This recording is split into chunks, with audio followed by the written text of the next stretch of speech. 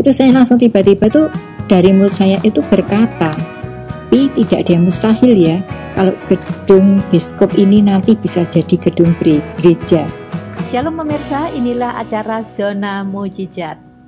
Mujizat apa lagi nih ya yang akan kita perbincangkan untuk kali ini. Tapi yang pasti ini lebih seru. Karena apa? Karena ini tamu saya ini spesial, dari kecil sudah dipakai Tuhan untuk bernubuat. Bahkan semakin dewasa dipakai Tuhan lebih lagi, sampai dipakai untuk pendoa juga, sampai hidupnya ditata sedemikian rupa sehingga mujizat demi mujizat itu dialami, sampai rumah, kendaraan, sakit penyakit, semua itu Tuhan menyatakan kuasanya yang luar biasa. Dari kecil pun sudah dipakai Tuhan untuk bernubuat yang saya sendiri agak wow. Oke ya, kita segera akan saya perkenalkan. Ini tamu saya, namanya Ibu Esther Nilam. Shalom Bu Esther Nilam. Shalom. Luar biasa, terima kasih boleh datang di Zona Mujizat ya. Nah ini ceritanya, ceritanya Ibu Nilam ini sudah lama bergereja di keluarga Allah ya Bu ya. Ya, kira-kira seperti itu. Nah, dulu gereja keluarga Allah ini kan sebuah bioskop ya Bu ya. Ya, Nah, betul. coba Ibu cerita waktu pernah lihat bioskop di bioskop Star ini ya Bu ya. Sering. Nah, itu gimana ceritanya itu Bu? Kok bisa terus bernubuat ini gedung jadi gereja itu? Waktu itu saya kalau nggak salah, kalau nggak kelas 3, kelas 4 SD, saya kan diajak sama papi saya untuk lihat salah satu film di gedung Biskop Star yang sekarang jadi gereja ini ya. Itu judulnya itu With an Angel. Jadi seorang malaikat yang diutus sama Tuhan untuk memberikan kesembuhan, salah satu dari kisah film itu ya. Terus sampai singkat cerita, akhirnya malaikat itu harus kembali ke surga.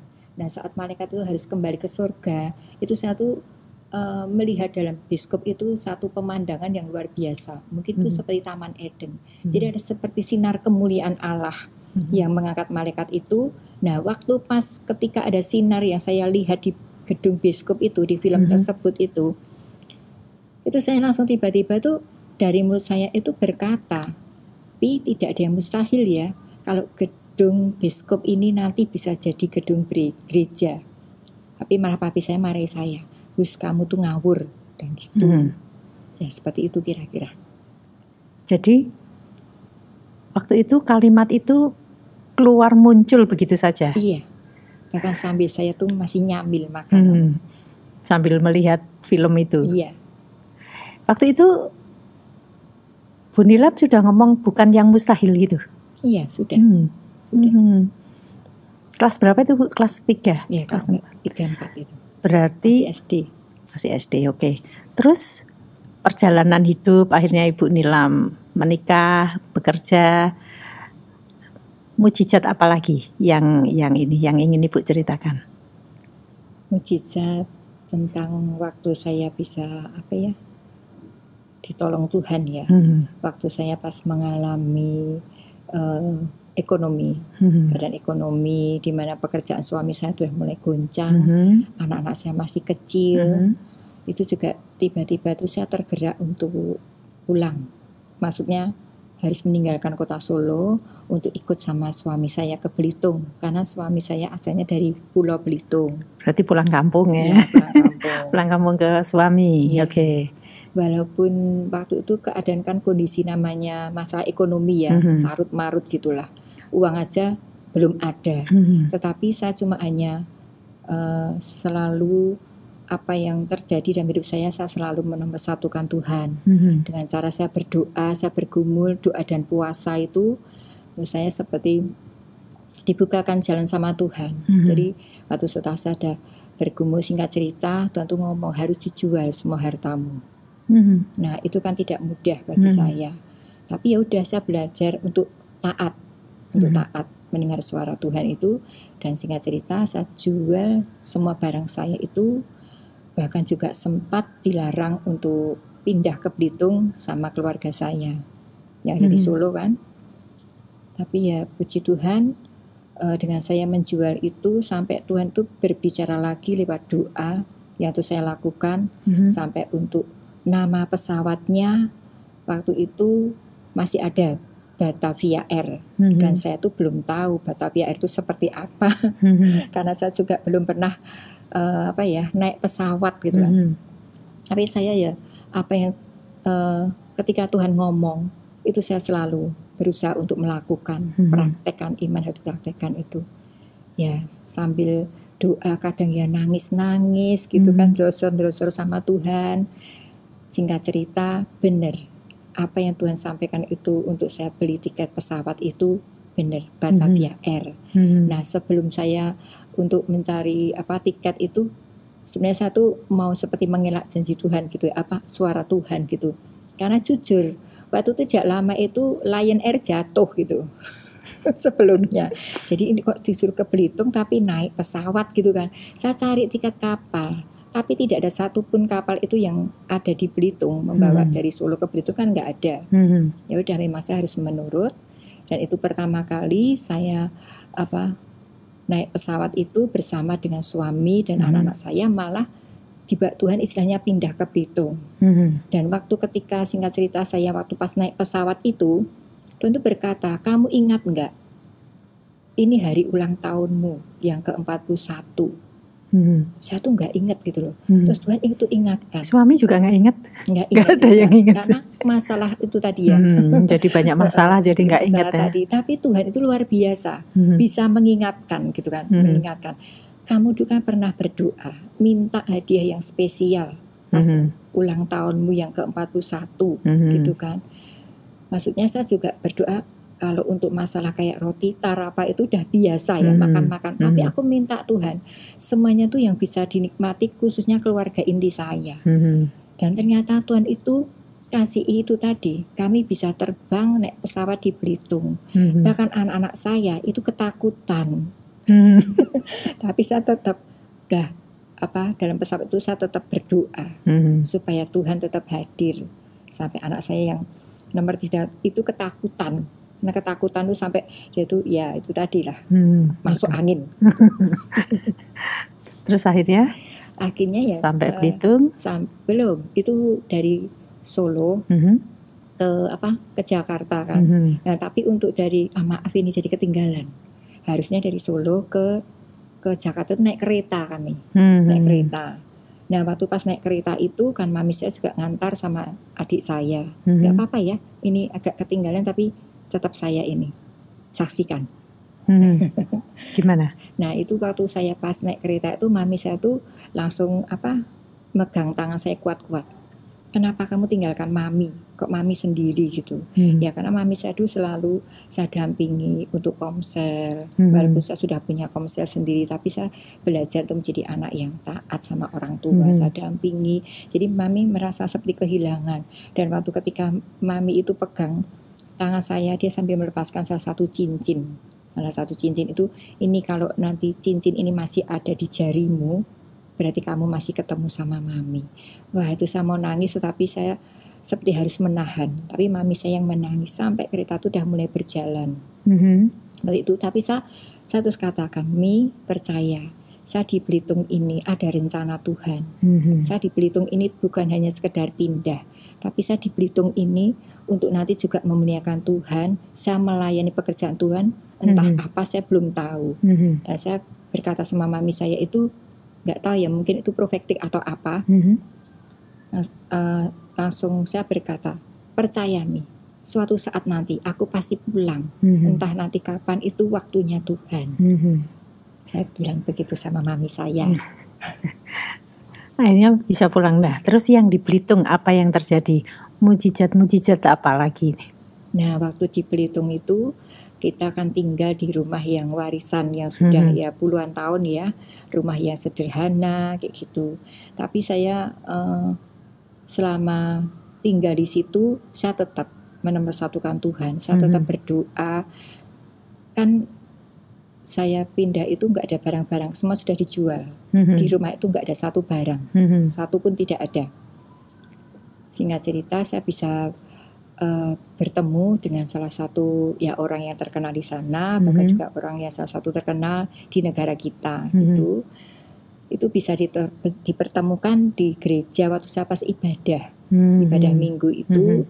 Ya singkat cerita saya disuruh mampir ke rumahnya, diajak ngobrol gitu, saya diberikan kasur, dan itu juga kan saya juga waktu pas sebelum saya ke Belitung itu saya harus paket kan untuk kayak buku-buku anak saya, terus kemudian baju-baju seragam, baju-baju kita. Tapi ada beberapa baju yang sudah saya persiapkan, karena yang tadi untuk jaga nih, kalau nanti paketnya belum sampai, ternyata benar sampai hampir 1 bulan lebih itu paket belum sampai. Ya, padahal anak-anak saya tuh waktu itu pas kenaikan kelas, jadi mereka tidak sekolah selama 1 bulan karena belum ada seragam, belum ada buku, sepatu juga belum ini sampai ke Belitung kan. Ya tadi singkat cerita Tuhan pertemukan dengan seseorang yang luar biasa.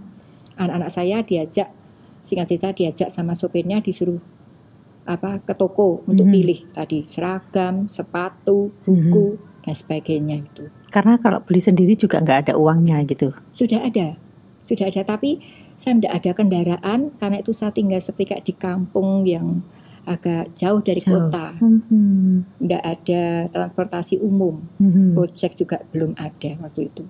Jadi benar-benar terpencil gitu ya, sehingga tidak bisa kemana-mana ya, kampung karena saya tidak punya motor itu. Akhirnya dipertemukan itu plus supirnya ngajak sampai ke itu. Iya betul. Bahkan sempat ditawari juga rumah yang ada di salah satu pantainya itu. Tapi saya kembali lagi tetap bukan karena saya itu hanya sekedar menerima mujizatnya. Memang kan ya dibanding sama rumah yang saya tempati di warisan itu kan, orang tua suami saya itu beda. Itu ada AC, kamarnya 3. Tapi saya memikirkan anak saya, sekolahnya nanti gimana gitu kan. Jauh sekali. Dan itu masuk seperti kayak hutan gitu. Jadi ditolak. Ya tetap. Saya tolak. Tapi singkat cerita, waktu pas mau bulan Natal itu, anak-anak saya kan menangis. Mah biasanya Natal bisa beliin ini, beliin itu. Ya cuma saya bawa dalam doa. Terus saya puasa dalam doa. Ya sambil nangis Bu itu. Sambil nangis saya. Nangisnya sama Tuhan ya. Bukan menangisi masalah tadi. Tuhan ini gimana kau tahu. Anak-anak saya pada nangis. Bahkan sampai minta pulang kembali ke Solo. Saya hanya berkata nanti ya kalau sudah waktunya Tuhan. Di sini kan kita tuh mau melayani Tuhan. Kemana Tuhan bawa kita. Seperti itu. Akhirnya sampai kita dapat berkat itu, dan itu mujizat besar yang uang ya, berupa uang itu. Satu amplop itu. Setelah saya buka itu, wah nilainya luar biasa. Itu pertama kali saya bisa untuk Natalan. Bisa untuk Natalan, bahkan juga akhirnya kami singkat cerita harus cari rumah, dan saya mulai jualan dengan bekal yang pernah diberikan sama om saya sebelum saya pindah ke Belitung itu, ayam goreng cabai hijau kremes. Dan itu puji Tuhan satu-satunya saya yang bawa dari Solo, dan sekarang di Belitung itu sudah marak. Itu luar biasanya Tuhan kita. Jadi laris waktu itu ya? Ya laris. Tuhan buka jalan benar-benar ya. Sampai sempat punya kios sendiri. Maksudnya yang ngontrak, maksudnya enggak bisa di rumah saya kan juga agak masuk gang. Itu di jalan raya utamanya di salah satu kota di Belitung itu.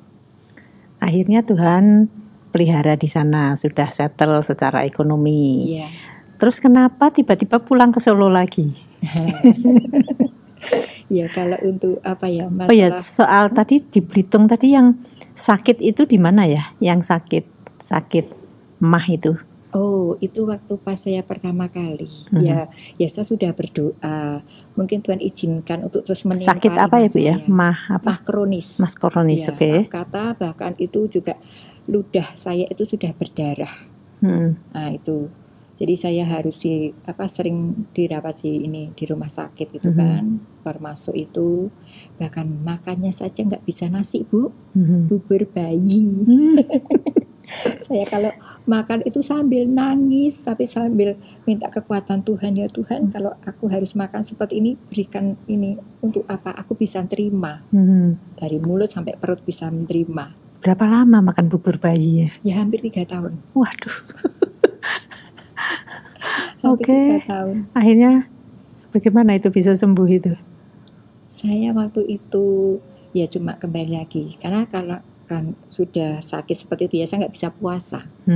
Tapi kan otomatis sudah berpuasa sendiri ya, kayak diet gitu kan. Kan nggak bisa makanan yang lainnya kecuali bubur bayi dan juga wake out itu ya. Nah itu saya cuma hanya berdoa, bahkan tidur saja tuh susah, nggak bisa.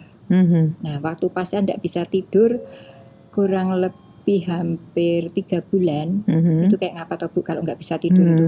Tapi enak puji banget ya. Tuhannya itu saya nggak pusing, saya nggak capek, saya nggak lemes.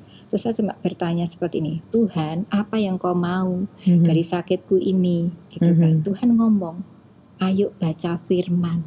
Tiba-tiba saya diingatkan dari kesaksian Pastor Yonggi Cho itu, yang dia harusnya sakit, harusnya dia divonis untuk meninggal ya. Tapi Tuhan pakai lewat seorang anak perempuan itu untuk baca Alkitab. Nah, ketika saya sudah mendengar perkataan yang Tuhan sampaikan itu ya, dari apa yang pernah disampaikan juga sama Pastor Yonggi Cho, saya belajar untuk mulai baca ini Alkitab itu. Sudah sampai habis, saya nggak tahu, tiba-tiba ya puji Tuhan penyakit saya bisa sembuh. Itu pun juga saya bernasar juga, bernasar. Kan 3 tahun kan, keluar masuk rumah sakit. Ada waktu itu mau menjelang 2015, saya masih terkapar di rumah sakit itu. Saya berkata, Tuhan, nanti apa kalau bisa itu kayak bernasar ya. Kalau bisa tuh nanti tahun 2015 aku tidak mau terbaring lagi di sini. Kalau aku di rumah sakit ini, biarlah aku nanti dipakai Tuhan untuk mendoakan yang sakit, jangan aku yang didoakan. Saya ngomong demikian. Dan puji Tuhan, akhirnya Tuhan genapi. Sampai puji Tuhan, mah kronis saya itu disembuhkan Tuhan. Tapi sempat juga Bu mengalami nafas saya tuh hampir sudah di sini. Yaitu tadi, sebelum saya bernasar tadi, saya juga ngomong sama Tuhan, kalau aku masih mau kasih hidup, yaitu tadi saya bernasar tadi untuk melayani Engkau. Tapi kalau Tuhan mau panggil saya baru ngomong kayak gitu, anak saya pada ini semua. Yang nunggu saya tuh pada nangis semua, Mama aku belum mau ditinggal Mama, aku belum mau punya Mama baru, seperti itu. Akhirnya sembuh juga. Terus melayani juga. Memang waktu itu saya sebelum sakit saya sudah melayani sebagai singer dan juga worship leader di salah satu gereja yang ada di Belitung. Loh, berarti sudah melayani. Tapi waktu itu nasarnya bagaimana? Yaitu tadi. Harus bisa mendoakan juga di rumah sakit itu. Betul. Akhirnya dilakukan. Ada berapa aja yang didoain yang sembuh? Yang sembuh itu ya ada beberapa orang, tapi yang paling kesembuhan yang benar-benar mujizat yang luar biasa ya. Dan pelayanan saya sepanjang saya di Belitung itu 2 orang itu karena dia sudah gila. Sudah gila. Benar-benar gila? Benar-benar gila. Atau cuman stres aja gitu? Enggak, 2 tahun aja enggak mandi Bu. Bahkan waktu dibawa suaminya ke rumah saya itu, nah saya selain juga melayani sebagai singer dan worship leader, akhirnya saya kan ini disuruh juga ini dijadikan untuk ketua doa. Karena ketua persekutuan doa itu ya. Iya gitu. Kemudian yang gila ini bagaimana? Waktu pas dititipkan ke rumah saya, suami dan anak-anak saya tuh ngomel-ngomel. Mama melayani ya melayani, tapi jangan modelnya kayak gitu. Karena udah gembel Bu, dan otomatis kan bau, nggak pernah mandi. Nah itu harus saya terima. Dan itu juga anak saya, maksudnya biar salah satu dikosongkan, enggak. Memang saya yang harus bayar harga untuk memberikan kamar saya sementara itu, untuk saya ini selain mendoakan harus merawat juga. Dimandiin juga waktu itu? Iya, betul. Bahkan itu ada salah satu teman saya hamba Tuhan, katanya itu bukan bagian saya, itu bagian Bu Esther gitu. Oh, haleluya. Akhirnya Sembuh, puji Tuhan. Sampai sembuh. sekarang masih hidup orangnya. Masih. Oh, luar Bahkan biasa. Salah satunya sudah dipakai Tuhan kembali untuk melayani perintisan gereja baru di Belitung, belum lama. Nah itu kok terus perjalanan di Belitung itu ada mujizat apa lagi? Soal rumah, soal kendaraan? Ya, betul. Gimana itu? Nah itu tadi, karena saya sudah dapat berkat tadi kan, saya dapat ini tadi rumah, tapi itu masih ngontrak. Terus salah satu dari anggota gereja saya digerakkan Tuhan untuk saya menempati rumah kosong, dan ternyata itu juga sebelum saya menempati itu Tuhan tuh sudah pernah seperti berkata atau bernubuat gitu ya, kamu nanti bakalin nempati rumah ini. Waktu itu pas malam-malam Bu, jam 12 itu kita pelayanan doa, maksudnya ngambili itulah ya apa-apa yang ditanam di situ. Tapi ya udah, saya cuma ya udah kalau suara Tuhan ya udah nanti saya pergumulkan. Nah benar, nggak lama dari kita berdoa, bukan cuma saya ya, ada beberapa tim gitu. Itu benar. Nah itu saya bisa terima mujizat rumah walaupun cuma 1 tahun ya di Belitung itu rumah yang kosong. Nah itu salah satu juga tuan tanah yang terbesar di sana. Bisa Tuhan pertemukan dengan saya untuk memberkati rumah yang bisa ditempati tadi. Ya itu karena juga mungkin salah satu bonus dari pelayanan yang saya kerjakan ya. Kendaraan itu juga menerima mujizat. Kendaraan awalnya itu baru. Itu waktu saya masih di pindah yang sebelum rumah yang saya di kota ya, masih di kampung tadi. Nah, karena saya sudah pindah di kota, jadi kendaraan itu ditarik. Walaupun kendaraan itu ditarik, ya saya mengucap syukur karena Tuhan sudah sediakan kendaraan yang baru. Itu luar biasa. Nah, terus itu sekarang Bu. Nah itu kok bisa balik ke Solo lagi, itu gimana itu Ibu? Ya waktu itu saya sebelum balik ke Solo, saya kan di Belitung itu singkat ceritanya sampai 10 tahun. 10 tahun ya? Ya, tapi untuk tahun yang ke-7 kan saya juga pasti ada kan kerinduan sama ini orang tua, supaya saya juga nggak dikatakan anak yang gimana gitu sama orang tua. Saya bergumul. Jadi tahun ke-7 pulang ke Solo, nengokin orang tua gitu. Iya, Oke. Itu juga mujizat dari Tuhan, saya bisa pulang itu. Gimana tuh? Karena Tuhan sudah sediakan biayanya. Itu. Menyediakannya juga dengan yang tidak masuk akal. Iya, betul. Itu. Oke, akhirnya pulang Solo, terus apa yang terjadi di Solo? Waktu di Solo itu. Nah, waktu saya pas bergumul untuk Solo itu, tiba-tiba tuh saya bisa mendengar perkataan yang pernah Pak Ubaja sampaikan waktu saya pas, ini jadi muter-muter ya. Kita ngalir ya Bu ya. Saya kan waktu pas mau ke Belitung juga sempat ini berpamitan sama Pak Ubaja gitu kan. Pak Ubaja itu pernah pesan, Nilam kalau ini nanti bukan tanah Kanaanmu, kamu balik. Nah itu kan saya sudah tidak pernah ada hubungan lagi, tidak tahu lagi, itu kan belum ada gereja internet dan sebagainya. Kok saya bisa tiba-tiba mendengar suara Pak Ubaja itu lagi, suara Tuhan tapi lewat Pak Ubaja itu kayak yang ngomong, Nilam ini bukan tanah Kanaanmu, balik.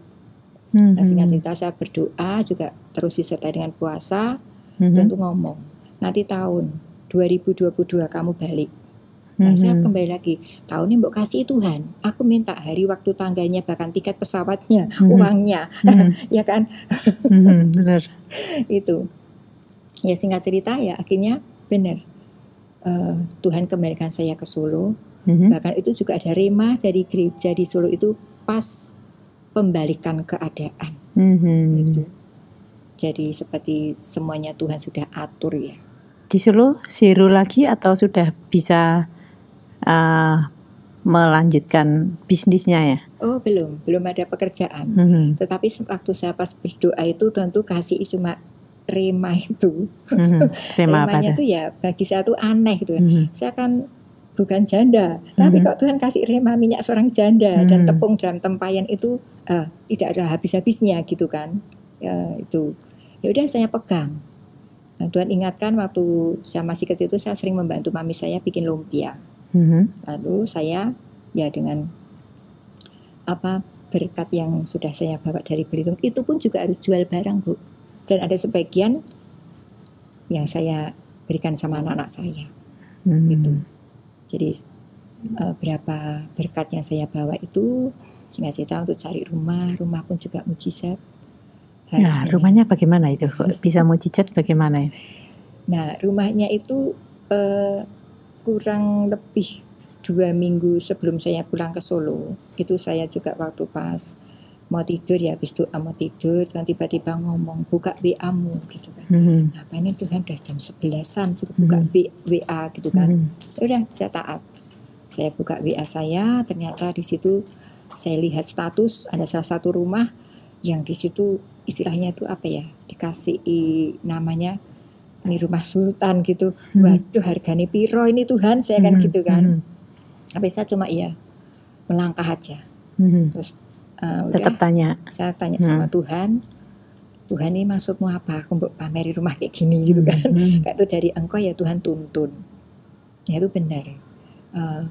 Waktu pas saya paginya selalu saya berdoa mengutamakan Tuhan. Tentu bilang, nanti habis kamu doain rumah ini, kamu doa, kamu hubungi temanmu itu. Dan itu puji Tuhannya itu salah satu dulu mantan anggota Komsel saya. Ternyata kenal. Iya, kenal gitu. Oke. Nah, harusnya kan itu per tahun 12 juta. Tapi ya saya istilahnya ngenyang gitu ya. Karena saya masih baru awal lagi memulai gitu. Puji Tuhan boleh per bulan sampai sekarang. Oke. Terus anaknya yang masuk bank itu gimana itu Bu Nila? Itu dulu saya kan juga pernah jualan tadi yang lumpia di Solo. Nah, ini muter lagi ya Bu ya. Balik lagi nih. Balik lagi ya Bu, nggak apa-apa ya Bu. Nggak apa-apa. Nah itu saya kan setiap hari Sabtu selalu ini dulu kan bank belum tutup. Belum tutup. Kalau Sabtu masih buka. Masih, tapi setengah hari.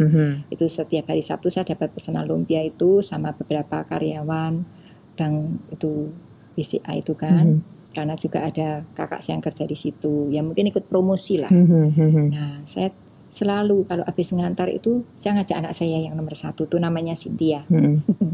Saya langsung gini kayak tumpang tangan gitu tapi dari jarak jauh. Tuhan berikan salah satu ya Tuhan untuk meja ini untuk nanti anakku Cynthia ini bisa kerja di sini. Tiba-tiba bisa ngomong kayak gitu, anak saya marah. Gak mau di bank itu gak enak gitu.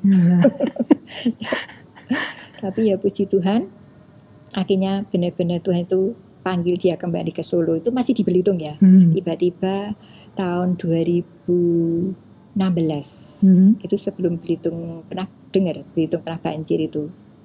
Nah, itu sebelumnya anak saya sudah diungsikan Tuhan ke Solo, yaitu dengan dia melamar di bank BCA itu akhirnya diterima.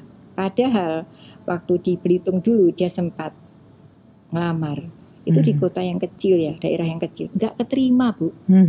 Tapi Tuhan kasih di kota yang besar di kota Solo. Kelahirannya gitu. Jadi itu memang dari waktu di Solo, dari sebelum ke Belitung, ibu itu sudah bernubuat gitu sama anaknya, udah mendoakan anaknya untuk masuk di salah satu BCA yang di Solo. Iya betul. Nah, terus akhirnya pindah ke Belitung, anaknya sekolah, anaknya lulus, kemudian ngelamar di sana di bank yang sama, tapi tidak diterima. Balik ke Solo, saat ini malah diterima di bank itu ya. Betul. Luar biasa. Jadi memang dari awal nubuatan itu ada proses ya. Iya betul. Oke. Anak rumah ini apalagi ada yang mau ditambahin? Apa ya? Masih banyak ya tapi ya. Banyak. Tapi karena waktunya tidak memungkinkan lagi, Bu Nila bisa pesan sama pemirsa apa gitu untuk menguatkan mereka mungkin yang sedang mengalami masalah ekonomi, masalah anak, masalah apa yang ingin Ibu sampaikan? saudara yang terkasih di dalam nama Tuhan yang saat ini mendengarkan siaran pada hari ini. Nah, apapun yang menjadi pergumulan Bapak, Ibu, saudara semua, baik itu ekonomi, baik itu tentang rumah, tentang keluarga, tentang masa depan, percaya bahwa kita tuh punya Allah yang luar biasa yang namanya Yesus. Tidak ada satu-satunya yang bisa menandingi kuasanya, bahkan tidak ada yang tidak mustahil bagi Tuhan. Dia sanggup untuk mengerjakan mujizat. Tapi tadi kuncinya, cari kerajaan Allah dan kebenarannya terlebih dahulu, maka baru semuanya akan ditambahkan. Bahkan kalau Bapak, Ibu, Saudara semua juga mau, yaitu tadi punya hubungan intim sama Tuhan, itu harus. Bahkan maunya ini tadi apa? Lewat doa dan puasa. Karena firman Tuhan juga berkata di dalam Yakobus 5 ayat 16, doa orang benar bila didoakan saja itu sangat besar kuasanya, didoakan dengan sungguh-sungguh, sangat besar kuasanya. Apalagi disertai puasa. Wow, kuasanya sangat dahsyat, bahkan mujizatnya sangat dahsyat. Jadi jangan khawatir apapun yang menjadi pergumulan Bapak Ibu semuanya, Tuhan pasti menjawab tepat pada waktunya. Amin. Tuhan Yesus memberkati. Amin. Terima kasih Bu Nilam untuk kehadirannya di Zona Mujizat. Sama-sama Bu Nin. Terima kasih juga untuk kesempatan bisa jadi berkat. Amin. Pemirsa, sampai di sini ya acara Zona Mujizat ya. Kita sudah dengar bagaimana kedahsyatan Tuhan atas Ibu Nilam. Dari kecil sudah dipakai Tuhan untuk mengatakan apa maksud Tuhan, bahkan dari sampai punya anak pun dituntun Tuhan untuk terus menyatakan kuasanya. Jadi bagi Bapak Ibu semua yang saat ini mungkin sedang punya masalah, ayo datang ke Tuhan Yesus. Kalau perlu doa, kalau doa pasti ya, kalau perlu puasa. Karena doa puasa itu besar kuasanya. Lebih besar kuasanya daripada kalau disertai doa dan puasa, betul ya Bu Nilam. Nah, jangan ragukan kuasa Tuhan, apapun seberat apapun Tuhan bisa, Tuhan sanggup menolong Bapak Ibu semua. Kita ketemu di Zona Mujizat minggu depan dengan mujizat yang lebih dahsyat. Tuhan Yesus memberkati.